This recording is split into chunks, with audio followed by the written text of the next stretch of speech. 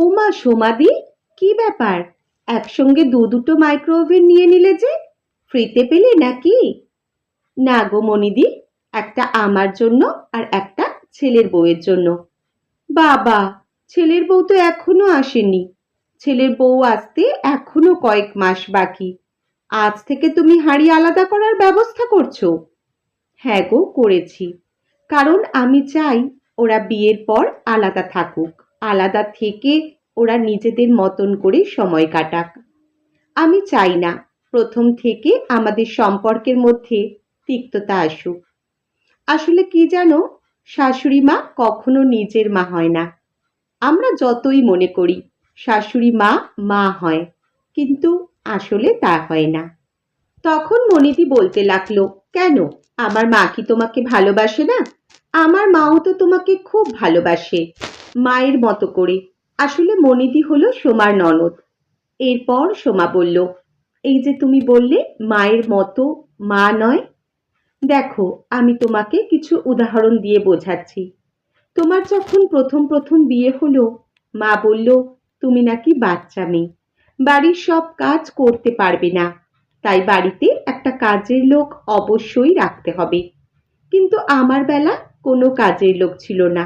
উপরন্তু কোনো কাজে ভুল করলে আমার মা বাবা কেমন শিক্ষা দিয়েছেন তা নিয়ে প্রশ্ন করত। তুমি যখন বিয়ের পর প্রথম ভাত রান্না করতে গিয়ে ভাত পুড়িয়ে ফেলেছিলে, তখন মা বলেছিল তুমি নাকি ছেলে মানুষ। কিন্তু আমার বেলায় একদিন তরকারিতে নুন বেশি হয়ে গেছিল বলেই মা আমাকে অলক্ষী বলেছিলেন।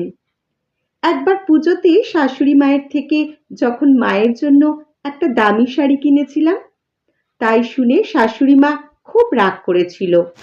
কিন্তু আমার মাকে যখন আমি দামি শাড়িটা দিতে গেছিলাম, মা তখন বলেছিল, কেন এত বেশি টাকা খরচ করেছিস? আমার দামি শাড়ি চাই না, আমি দামি শাড়ি সামলাতে পারি না, আমাকে একটা ছাপা শাড়ি কিনে দে। কিন্তু তুমি তোমার মায়ের জন্য সব থেকে দামি শাড়িটাই কিনতে। তখন দেখতাম কোনো প্রতিবাদ হতো না, সব ঠিকই থাকতো। তোমার বিট্টু হওয়ার সময় তুমি আমাদের এখানে 6 মাস কাটিয়ে গেলে, কিন্তু আমার বেলা আমার বাপের বাড়িতে যেতে দেওয়া হয়নি। আরো অনেক কথা আছে, সেগুলো নাই বা বললাম। এরপর বলো, শাশুড়ি মা আর নিজের মা কি করে এক হয়? সোমার মুখে এমন কথা শুনে মা মনিদির খুব একটা ভালো লাগলো না, তা মনিদির মুখ দেখেই বোঝা গেল। এরপর সোমা বলল, আমি ওর মা হতে চাই না, আমি ওর শাশুড়ি মা হয়ে সারা জীবন ভালোবাসা দেব। কেন, শাশুড়ি হয়ে কি বৌমাকে ভালোবাসা দেওয়া যায় না? সবসময় মা হতে হবে? আমি ওর মা কি করে হব?